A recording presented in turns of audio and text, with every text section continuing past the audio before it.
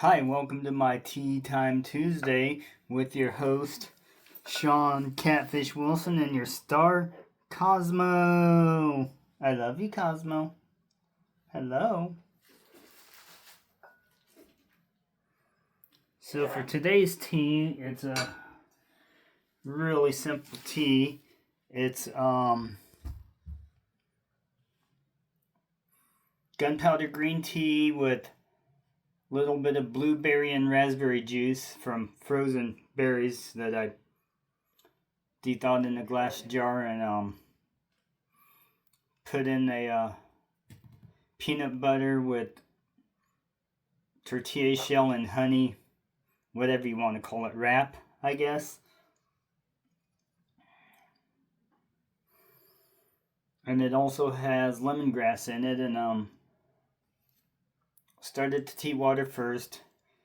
Got it hot for the lemongrass, which is when you start seeing small bubbles, it's safe to put in.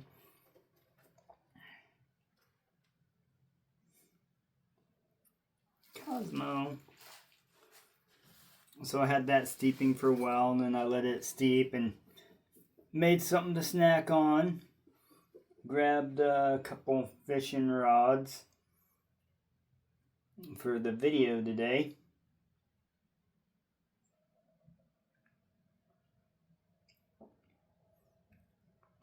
Hello.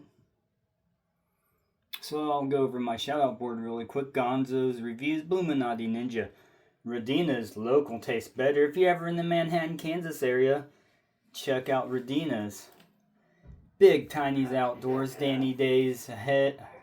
I think she changed it to Ahead actually. I haven't been over there for a minute.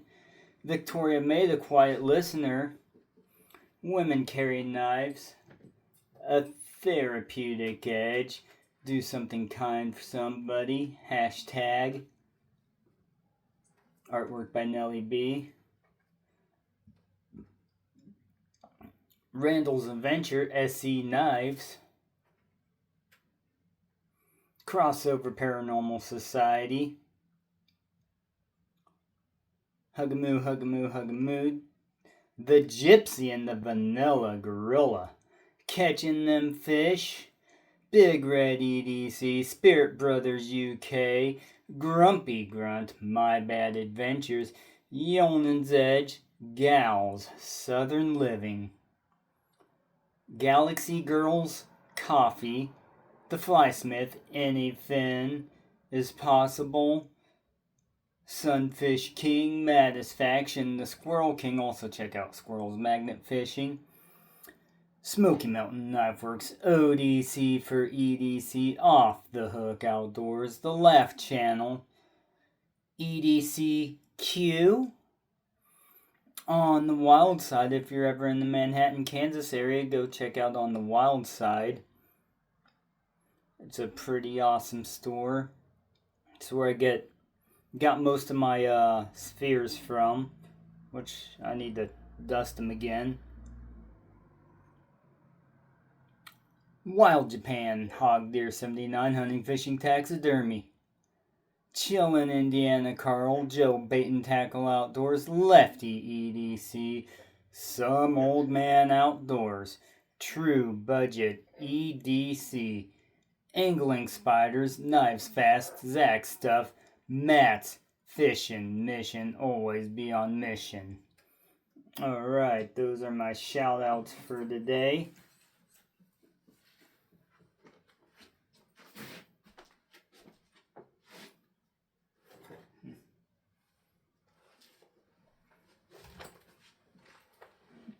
So I like to keep little things like this around. I'll use them for fly tying. It's just from Hy-Vee tortilla shell wrapper.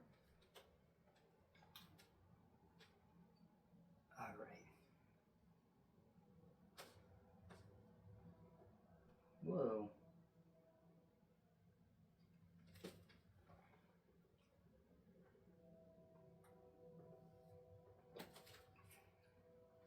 Also check out The Shooting Guy. He has a really awesome channel. Scully Pop. the author that reads to you.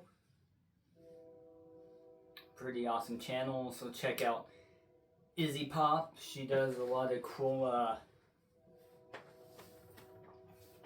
computerized graphic artwork and kind of animated stuff. You if you go check out Scully Pop's channel, you can see a lot of her work, and then go to her channel too, because she's pretty awesome. So we will go to the first rod type. So this is a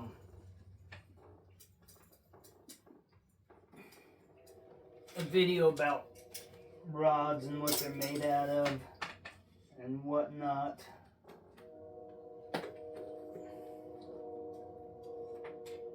So we've got this rod here. This is an old rod. Oh wait, no, it's meant to be this way. Meant to bend this way.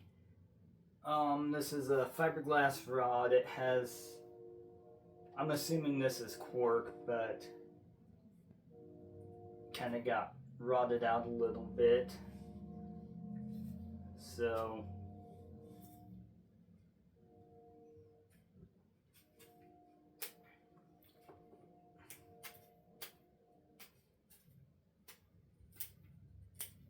as you see, chunks will fall off. So a lot of your more inexpensive rods would be made out of fiberglass. There's different formulas of fiberglass, but I can't tell you. So the benefit about fiberglass is they're super, super tough rods, like really, really hard to break.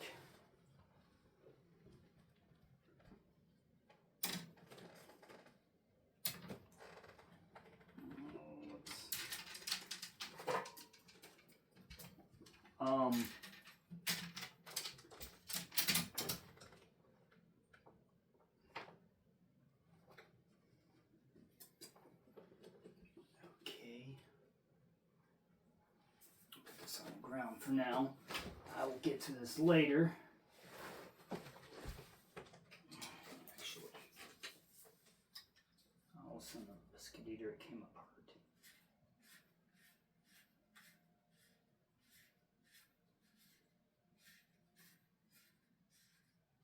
So, yeah. So if you're a beginning fisherman, I definitely recommend fiberglass rods. This is a Penn Long Beach medium action 6-foot rod. It is 15 to 30 pound line test. I can't tell you what it is in metric because I'm not sure how to convert standard to metric, so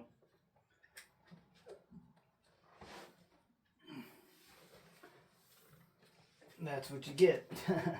Alright, the second rod type, this is a Zebco Rhino, and this is loose, but this is probably an easy fix. It'll pop off. I can probably put a little super glue and go and fix that issue. So this is a 2-piece rod. These are your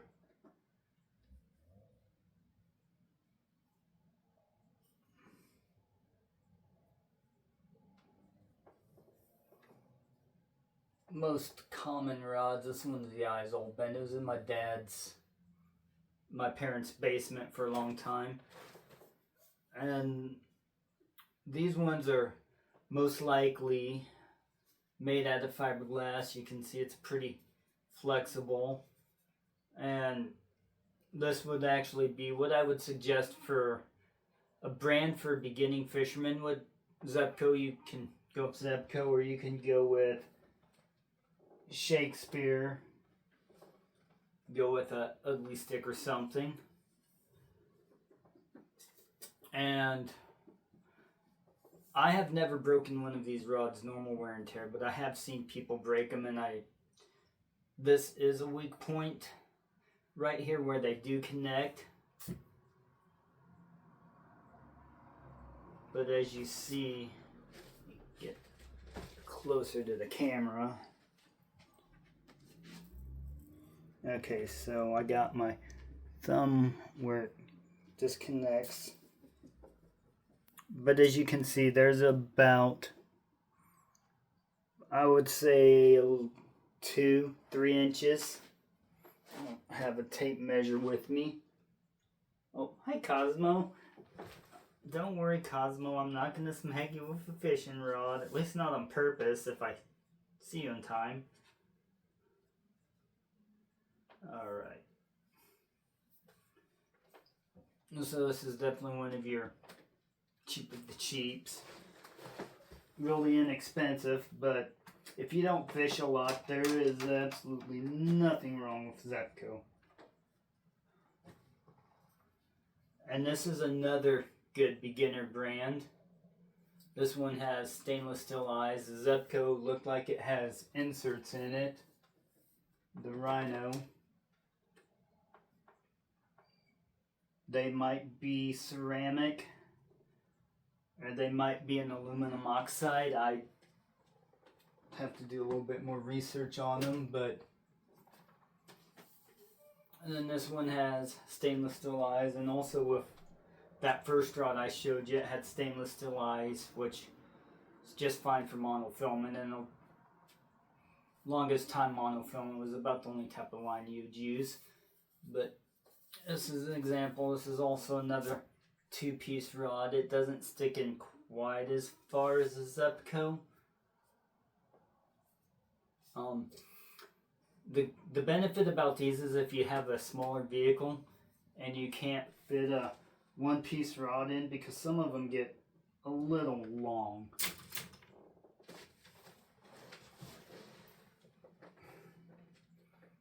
So you can, it's easier to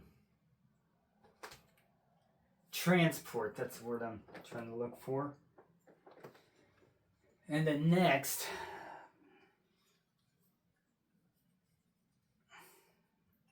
we have this is a graphite rod. This so happens to be a St. Croix Mojo bass rod. These are around almost close to $200, this specific one, because it's a 7'4", heavy power, fast action, SC3 in Roman numerals, graphite, ICP or IPC technology. Then these ones always tell you the lure weight too on them. This one can go to 14 to 25 pound test. 3/8 through 1.5 ounces is what the lure weight is on this rod. The benefit about these rods is they are super sensitive, graphite rods, and I'm pretty sure other companies, hi Cosmo, have their own blends of graphite. And is it better? I don't know. Is it worse? I don't know. They're probably all, in my opinion, similar, honestly. This one has an EVA foam butt, which most of your cheaper rods are going to have EVA foam, or I think some of them actually are plastic. No, EVA foam.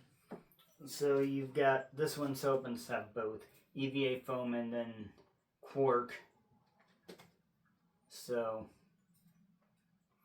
personally, I would prefer them to be EVA foam because it's more durable. It'll last longer than Quark will, but it is what it is. And like I said, these rods are super sensitive. And you get what you pay for in rods, really. However, there are some rods that are pretty inexpensive that are good, like the Blue Shimano. I have the Celis. That's a really good rod. I'm not sure on bass fishing how good it is. But I'm pretty sure the reel I have on there I can throw bass lure, so I ought to try it one of these days. And the downside to a graphite rod, yes, they are extremely strong, but they are brittle. Like if you took something and hit it somewhere along the rod really hard, it'll cause micro fractures in the rod, micro cracks. You probably won't even see them, and then it'll just weaken that part of the rod. You get a big fish, snap. I've done it before with a custom rod.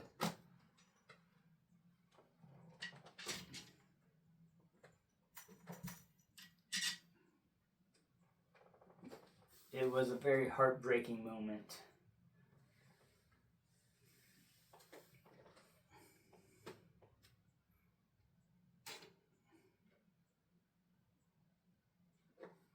And then next, last I don't really have any examples of them, but I'll go over them real quick. Oh, and graphite, another thing is graphite's a lot lighter. So now you have a composite rod and reel. These ones are mainly graphite, actually. So these ugly sticks, they have like a graphite coil in the center, and it has a fiberglass around it, or S-glass, E-glass. There's different types of fiberglass, and some of them are lighter than others. So you've got a fiberglass graphite composite rod, blank here, or not blank, rod. And this is in Shakespeare, and this is I would suggest an ugly stick for a beginner. Just use monofilament on it with the eyes. That's from what I've learned from my personal experience, and other people have different opinions, different results, so always listen to what other people say. But my experience, these eyes are better with monofilament than braid.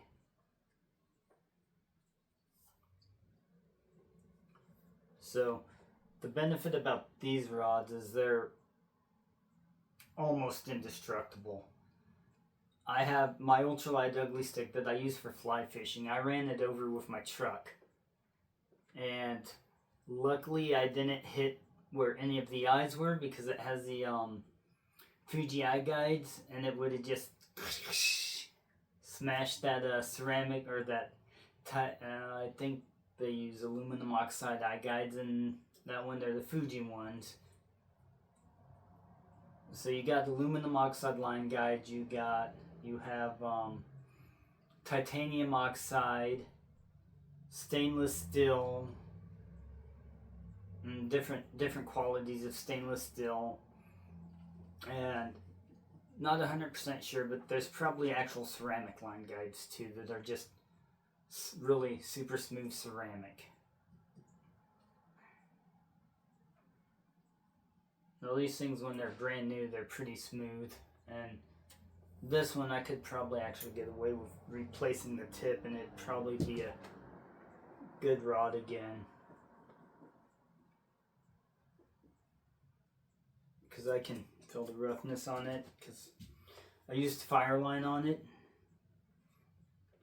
and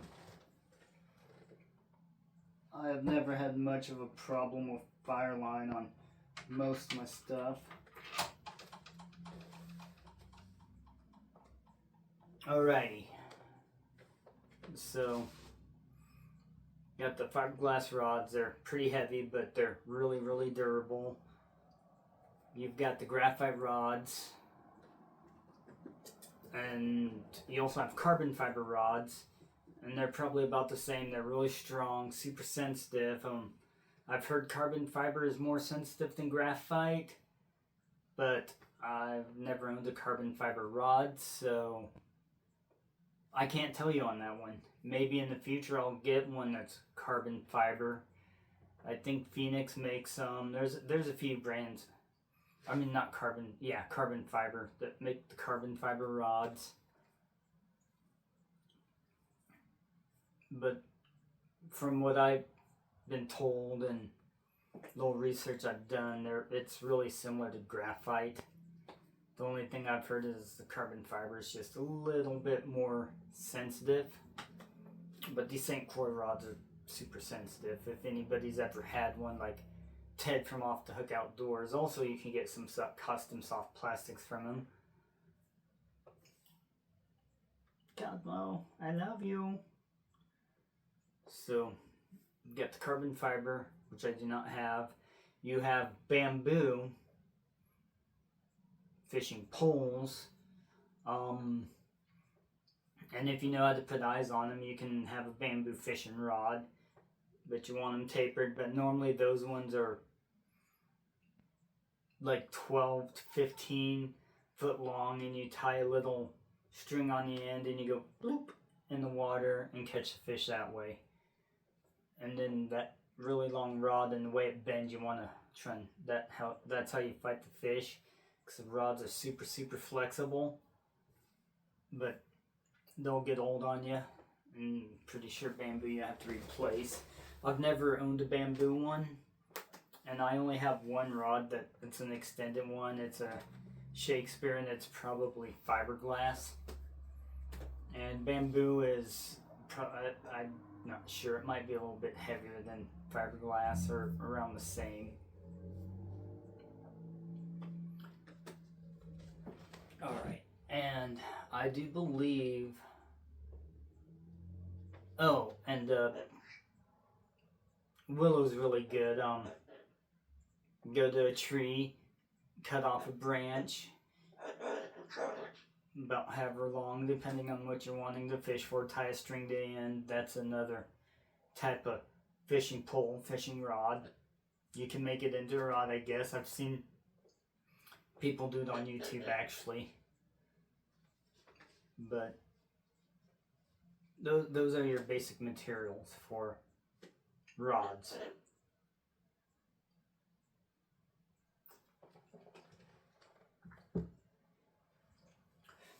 Now we will go over reel types really quick.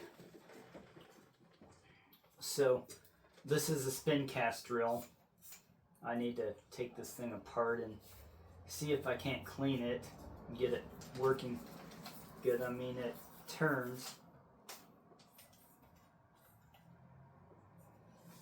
And some of them come with aluminum handles, with plastic, EVA foam, or I've seen wood knobs. These handles can come in stainless steel. Some of them rust, so they might just be normal steel. They can come in aluminum to save weight, or they can come in carbon fiber to save even more weight.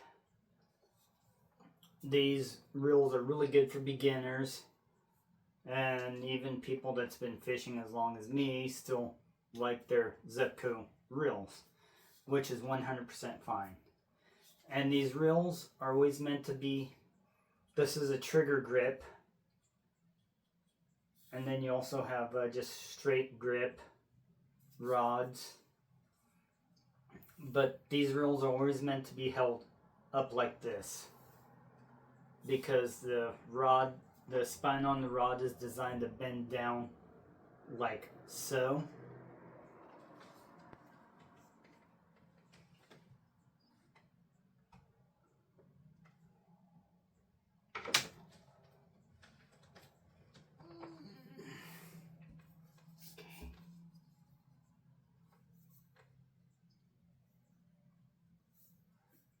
And another way you can tell whether a rod is meant for a bait caster or a spin cast and bait cast reels is, you see how big this eye is? Well, this is meant for a spinning reel, which I'm about ready to show you.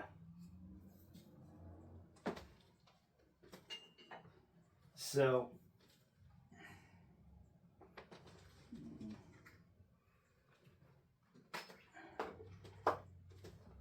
this here is a spinning reel.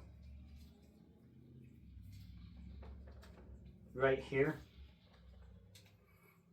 This is probably one of your most common reels you'll see. Very good for beginners. Modern reels have a no play backstop. This one has a carbon fiber into aluminum stuff. And the bodies on these reels, they can be made from cheap plastic, aluminum, aluminium, oh wait, that's aluminum, to magnesium. I've seen some that have carbon fibers on them too. So the body and frame can be made out of lots of different things. This reel I need to send back in and see if it can't get fixed though. So when I put line on it and try to reel it in, it sticks and it's really, really annoying. Like the handle will stop rotating. It doesn't do it without any line on it, so I'm kind of confused on that one. So anyways, get this back. These reels are meant to go like this on the rod. They're all interchangeable. They're meant to go like this. And the reason why is the spine of the rod is meant to, it's built to bend this way. So you have the reel on the bottom, and this rod is meant to bend that way.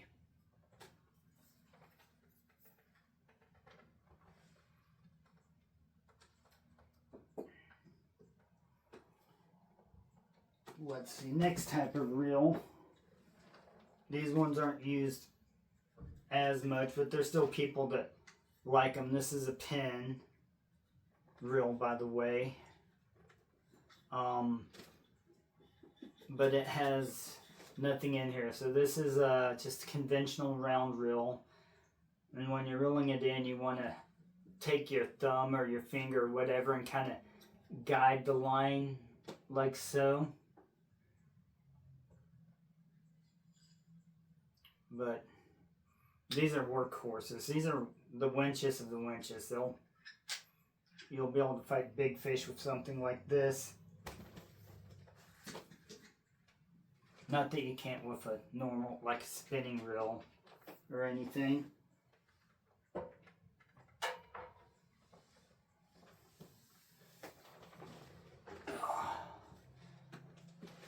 So, anybody in the comments remember me talking about this reel, showing it off, saying something? Well, if you do, say, I remember that reel in a previous Triple T video, Tea Time Tuesday. So, it's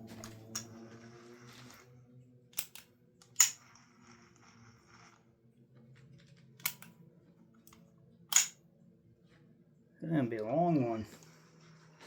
Alright. So, I got this reel working again. Got this reel working again.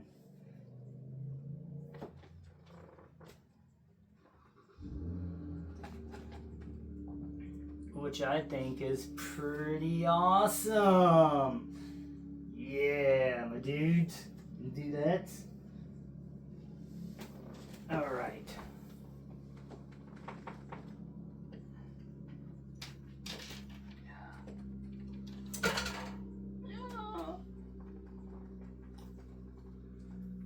So, last but not least, or well, not last, but last of I have with me, I don't know where my fly reel is off the top of my brain. This is a low profile bait caster. There's different types. There's ones that are meant for casting really, really small lures. This one has a carbon fiber handle, EVA foam knobs,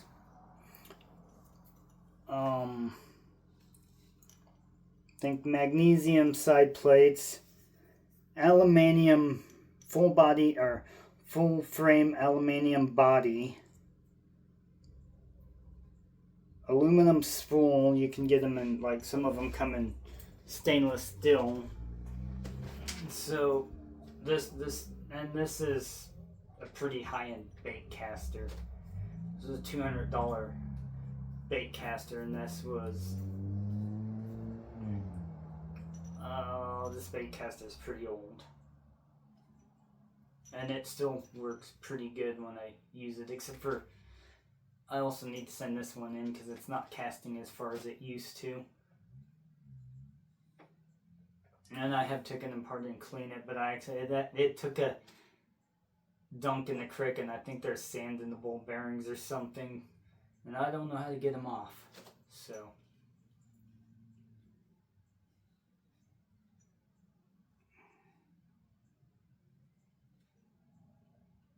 and there is a screw missing in it too.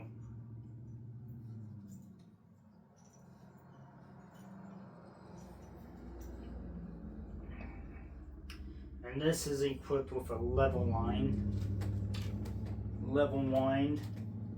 in it. So the level wind consists of a worm gear. Then these components, there's a little pin that's kind of shaped like, almost like horns, like cartoony looking horns. And it makes it so your line will level on there pretty even.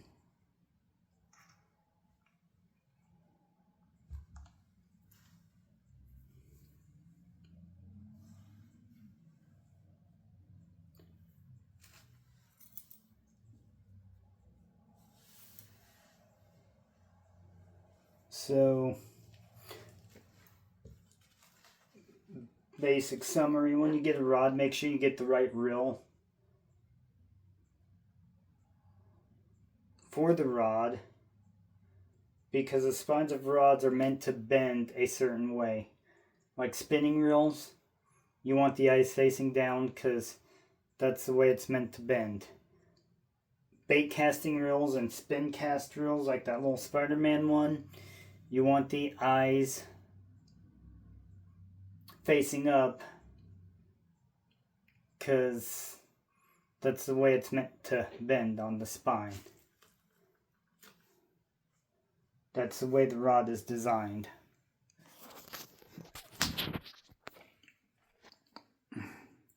Peace and long life, my friends.